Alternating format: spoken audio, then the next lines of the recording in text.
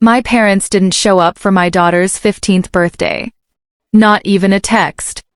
I realized it while the candles were already melting into waxy rivers, their smoke curling toward the ceiling like unanswered prayers. The music was still playing. My daughter was still smiling. Too politely, too bravely, but I kept glancing at my phone, waiting for a vibration that never came. No call. No message. Not even a lazy emoji. Just silence where my parents should have been. I told myself they were late. Then I told myself traffic was bad. Then I stopped lying. Weeks later, the betrayal sharpened. My father's name lit up my screen, not with an apology but a request. $5,000 for my sister's engagement party. No mention of the birthday they missed. No acknowledgement of the child they ignored. Just entitlement, clean and shameless. I didn't argue. I didn't explain. I blocked them. By morning, they had called 50 times. I grew up as the reliable one, the daughter who answered calls, sent money without being asked twice, smoothed over arguments so holidays didn't implode. My parents called it maturity. I learned later it was convenience. My sister was the celebration, I was the safety net. When something needed fixing, I was there. When something needed praising, they looked past me. I married young, raised my daughter mostly on my own after her father drifted out of the picture, and built a quiet life that didn't ask for applause. My parents liked to say I was strong, which was their way of excusing absence. Strong people they believed didn't need showing up for. My daughter noticed before I did. She learned not to expect grandparents at school events, learned not to ask why gifts came late or not at all. I told myself it didn't matter, as long as I showed up, it was enough. But being dependable slowly trained them to overlook me entirely. They remembered me only when they needed something handled, paid for, or quietly absorbed. I wasn't invisible by accident. I was invisible by design. The disrespect was never loud. It arrived softly, dressed as oversight. My mother would post photos from family dinners I wasn't invited to, tagging everyone except me, the caption reading "so grateful for my children," plural but somehow excluding mine. When I asked, she'd pause just long enough for the excuse to sound rehearsed. "Oh, we thought you were busy." At gatherings I did attend, conversations slid past me like I was furniture. My father would lower his voice when money came up, then look straight at me when the bill arrived. Not a request. An expectation. My sister mastered the art of smiling through it, accepting praise that should have been shared, never correcting the narrative. The birthday was the clearest cut. My mother promised she'd come, said it twice, said she'd bring a dress she'd been saving for the occasion. That afternoon, her chair stayed empty. No apology followed. Just a casual message days later asking if my daughter liked the gift they meant to send. Each slight was small enough to excuse, but together they formed a pattern. I wasn't forgotten. I was deprioritized, quietly and consistently. The turning point didn't arrive with anger. It came with clarity, which was far more unsettling. I was folding laundry when my father's message came through, his tone cheerful, almost proud. "Your sister booked the venue. Can you send the money this week?" No greeting. No question mark that meant choice. Just an assumption wrapped in politeness. I reread it slowly. In my head, I saw my daughter's 15th birthday again. The way she'd blown out the candles in one breath, like she was afraid to take up space for too long. I thought of the empty chair. The silence. How quickly my parents had moved on. For the first time, I didn't rush to soften the moment. I didn't draft a careful response or explain my feelings. I simply felt the weight of the pattern settle into place. This wasn't a misunderstanding. It was a system, and I had been funding it. Blocking them wasn't dramatic. It was quiet. One tap. No speech.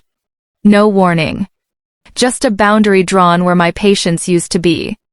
When the calls started piling up, missed calls stacked like evidence, I didn't feel guilt. I felt relief. I didn't act out of spite. I planned out of self-respect. First, I reviewed what I'd already given, bank transfers labeled family help, invoices I'd quietly covered, deposits sent without contracts or thanks. I wasn't reckless, I was organized. Years of budgeting for everyone else had taught me how to track every dollar. I changed passwords, froze shared accounts, updated emergency contacts. I met with a financial advisor, not to hide money but to separate it. Clean lines, clear ownership. I updated my will and named guardianship for my daughter, just in case silence turned into retaliation. It felt clinical, but it felt right. Then I documented everything. Messages, requests, dates. Not to confront them, just to remind myself later why I chose distance when nostalgia tried to rewrite history. I stopped attending events I was only invited to fund. I stopped answering secondhand questions delivered through relatives trained to guilt on command. I didn't announce boundaries. I enforced them. Quietly. The most effective revenge wasn't withdrawal of love, it was withdrawal of access. No explanations meant no arguments. No arguments meant no leverage. I let the absence speak for me, knowing that people who only notice you when you're useful eventually panic when you're gone. The payoff didn't arrive all at once. It unfolded in fragments, the way truth usually does. My sister's engagement party went ahead, smaller than planned. I heard about it through an aunt who sounded confused, lowering her voice as if money itself were listening. The venue changed. The menu was simplified. Someone joked about budgets.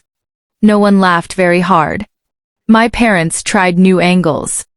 Emails from unfamiliar addresses. Messages sent through cousins I barely spoke to anymore. Each one carefully avoided the birthday, the absence, the silence that started everything. They spoke only of urgency, of embarrassment, of family. I read them once, then archived them. No reply. What surprised me most was how quickly the narrative shifted. Without my quiet contributions, problems surfaced that had always existed but were never allowed to show. Bills went unpaid. Promises couldn't be kept. My parents sounded older on voicemail, less authoritative, more uncertain. At home, the air felt lighter. My daughter laughed louder. She stopped asking why her grandparents didn't call. One night, she told me she liked our birthdays better when it was just us. I realized then, the silence wasn't punishment.